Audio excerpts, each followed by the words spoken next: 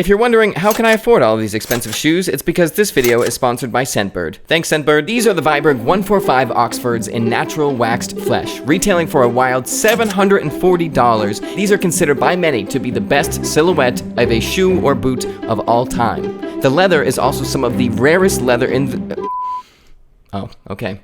And these are the Dayful Men's Comfort Anti-Slip Dress Shoes, Party Glossy Men's Wedding Low-Top Flats Leather Shoe Loafers Black. They retail for $19. They're also surprisingly made of leather, and they reek of stale cigarettes, and after I asked ChatGPT what that smell could possibly be, I got two answers. Number one, while these shoes were being made, maybe someone was smoking a cigarette. 2. The chemical most commonly associated with a stale cigarette-like smell in consumer products is formaldehyde. Short-term exposure to formaldehyde can lead to eye, nose, and throat irritation, as well as respiratory symptoms. Long-term exposure?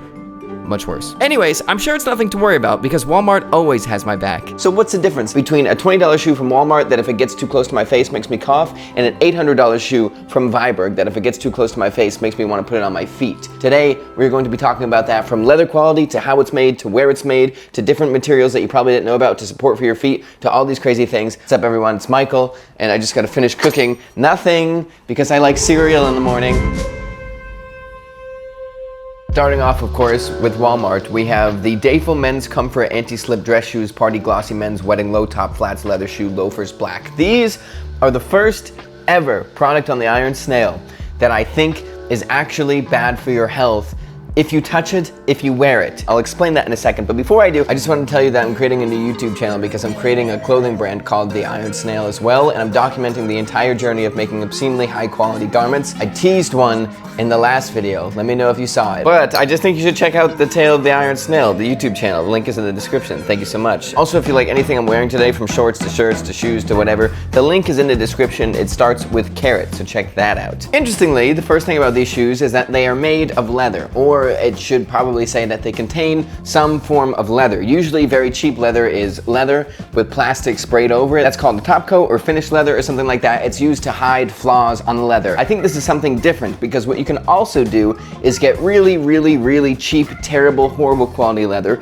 grind it all up, mash it together, and glue it, and you get technically leather. I think essentially what they're doing is using that incredibly cheap, thin piece of leather as a backing for the plastic. So it's not leather with plastic on it, it's reversed. It's plastic with some leather on it. And then there is also an insert on the shoe, which is great because they could cheap out with the insert and not give you cushioning and have a very rock hard shoe. So they gave you this. It's essentially a piece of paper that you can rip very easily, but it is an insert. And I did translate the text on it, and it says fashion, business, casual, and then business in English. But here is how they get them so cheap. Always the easiest one to start with is country of origin. These shoes are made in China, but also they are not shipped to the US to be sold in different places. They are shipped directly from China. So when I ordered these shoes, I didn't really get a confirmation or tracking number, and 3 months later, the postman just threw them out my door and walked away, and I was like, oh great, the shoes are here. The other thing that they do is that these shoes are white labeled. So they're not fulfilled by Walmart, they're fulfilled by whoever made them in China, but Walmart is not the only place that carries them. They could be carried at a million other different stores, a million different locations for cheap, cheap, cheap. So instead of selling a million on Walmart and getting the price that low, they could sell 20 million around the world on all these different brands, change tiny little details for each brand, and bring that cost lower and lower and lower and lower till it's practically nothing. First off, these shoes come with the California Prop 65 warning, but also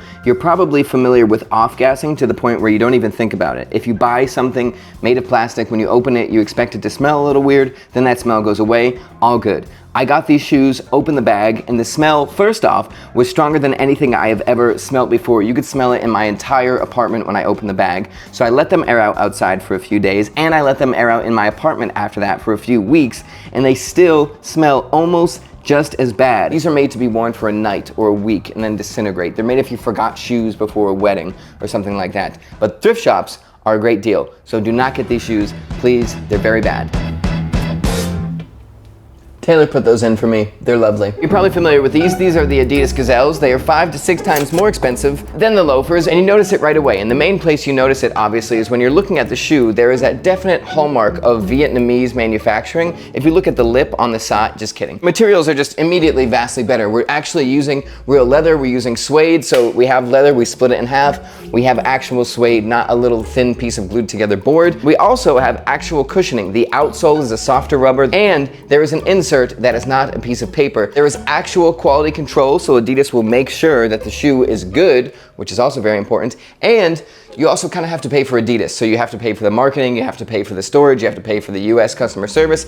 Everything like that does get wrapped up into the cost, but at the end, you get a much better product. I have to be quiet because there's a baby next door, but now this is where things get interesting. We are talking about the Astroflex, Dartflex loafers, which increase in quality, change construction method, and go back to obviously an older world looking shoe. But these are great quality loafers on the more affordable end, but there's still some interesting facts about them. Number one, it's completely naked leather, or it could be considered completely naked leather because even Chrome XL leather, which is a very famous leather, has some slight corrections on top of it. But either way, leather comes in grades, and this is not the highest grade because if you look at the leather, you could still see some scuffs, some marks, some wrinkles on the leather. It's not a totally smooth texture. That's not gonna hurt the durability of the leather or anything like that, but not the top of the top of the top, which we'll get into later. It's also a rather thin leather, which is not a big deal. It will break in quick and be comfy, especially for this price point. My favorite fun fact of these loafers is the outsole of them is made of buffalo when the rest of the loafer is made of cowhide. I think buffalo is cheaper than cowhide, but it's still very thick and strong. So putting that on the outsole is a genius way to cut costs a little bit. These loafers are also made in Italy. They have a leather lining and they are not just cemented construction. You'll see that there is actual stitching between the vamp, the insole, and the midsole. You'll also notice that now we have a removable insert, which is made of 3 pieces, 2 of undyed natural leather, and then just kind of a regular looking foam insert. Okay, next up is the Edmonds Leeds plain toe Bluchers. These are possibly my favorite shoe on the entire list. And no, you don't have to spend $395 to get a Goodyear welted pair of dress shoes. Thick leather, manly men in Wisconsin stitching them together. Good shower, nothing like it. Do my hair, toss on my Edmonds Leeds Blucher shoes, and before I go, I spray my DS and Durger's Debaser cologne and feel ready to start the day. This video is sponsored by the luxurious Scentbird. What is Scentbird? Scentbird is a fragrance subscription service that carries brands like Gucci, Prada, and Versace, as well as indie labels. Scentbird is the easiest way to find your perfect cologne or perfume, and you could start your journey for under $8 if you use my code IRONSNAIL at checkout. $8? Is he kidding? That's a great deal. You probably don't stink, but you might stink, and it's important that if you do stink, you eventually don't stink, and Scentbird can help you with that. I received Joseph Aboud's Modern Gentleman, DS and Durgas Debaser, and House of Bows Espiritu. Modern Gentleman feels young and classy, what you spray on after a trip a la playa. Debaser feels young and sexy and deprived, always wanting more, kind of like me. And then finally, the scent most of you probably think I smell like because I'm so manly and tough, Espiritu. Sage, leather, tobacco, you name it, feels like a manly man. And the best part is you get 1 sample per month, 30 days per sample, and you get to see what you actually like, and you can get a 55% discount by using my code IRONSNAIL at checkout. Thank you for sponsoring this video, Scentbird. You're the best and I smell great.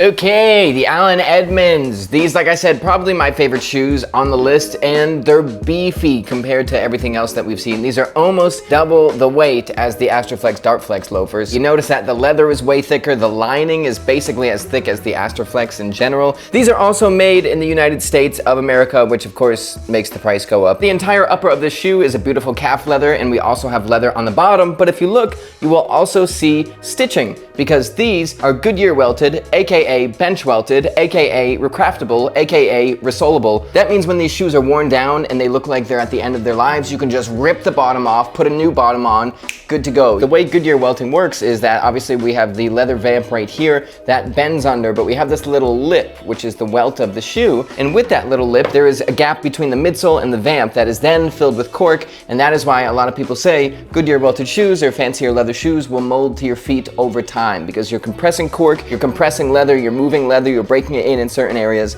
and that is also great for long-term comfort. Vastly upgraded materials, more materials, a very complex way to make a shoe when compared to something like the Dayful Men's Loafer or even the Astroflexes. We're increasing complication, location of manufacturing, quality, everything. And then we get to the beast.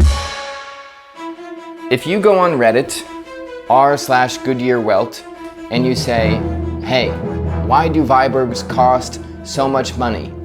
You may accidentally start real-life World War III. To many people, a Viberg is one of the most beautiful boots that you could ever hope of getting. This is essentially a Viberg boot with the top chopped off. This is the Oxford 145. It's essentially a double stitched down logger boot, which we'll get into in a second, but slim and sleek. It's not wide and bulbous, which a lot of those boots were, because the main purpose was to fit a lot of people but this is more fashion oriented while still being incredibly tough and having a lot of cool features. Also, compared to all the other brands that we talked about today, it is a very, very small company. Things aren't being pumped out, they sell out immediately, they have a cult-like following, people always freak out at the new releases. There's a lot of hype around this very small boot company, and everything is made in Canada. This is my first pair of Vibergs. I was very excited to get it. I actually made a film with them when I went to Amsterdam, that if I still have the footage, I'll show you a piece of it right now. The first thing we'll look at with these is the beastly construction of them. These are 10 ounces heavier than the Allen Edmonds. You'll see how much thicker the heel is, how much thicker the outsole is. Obviously we have leather and rubber here. Speaking of leather,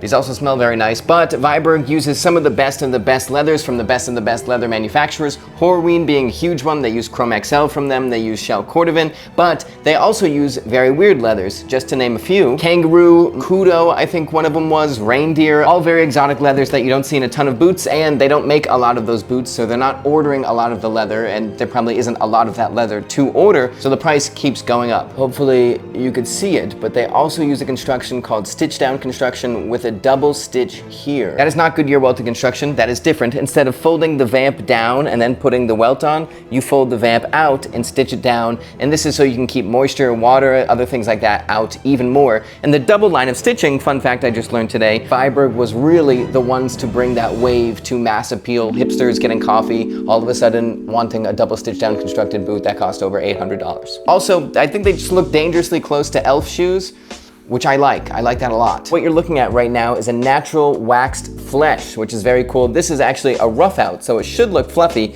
but there's so much wax holding that rough out down that it looks almost like a smooth leather, but over time, it'll start to fluff out and rough out a little bit and have a lot of cool patina. A very legendary name in the boot world that pioneered this very slim, sleek, but work boot look. Interesting, rare, harder to find on the market leathers, handmade boots and shoes in Canada to a painfully high degree of quality, great quality control, very limited supply numbers, very, very small company, a cult-like following that increases demand a lot when they don't increase supply. People will argue all day why Vibergs cost so much, how much should they actually cost, how much do they actually cost to make. But the simple answer is, those cost $740 and I bought a pair. So they can sell them for $740 because they always sell out. They are essentially the complete opposite of the Dayful Men's Comfort Anti-Slip Dress Shoes, Party Glossy Men's Wedding Low Top Flats Leather Shoe Loafers Black. Made to appeal to everybody and nobody at the same time. Made to appeal to a very small group of people who will say, if you know, you know. Whew. There's pandemonium going on at Iron Snail HQ. A lot of big things changing, and I'm very excited to tell you about them. Definitely check out the Tale of the Iron Snail YouTube channel. Subscribe if you haven't already. Thank you so much to Scentbird for sponsoring this video. And hey, I hope you're having a good day. I'll see you all very soon. Thank you for watching this video. Goodbye.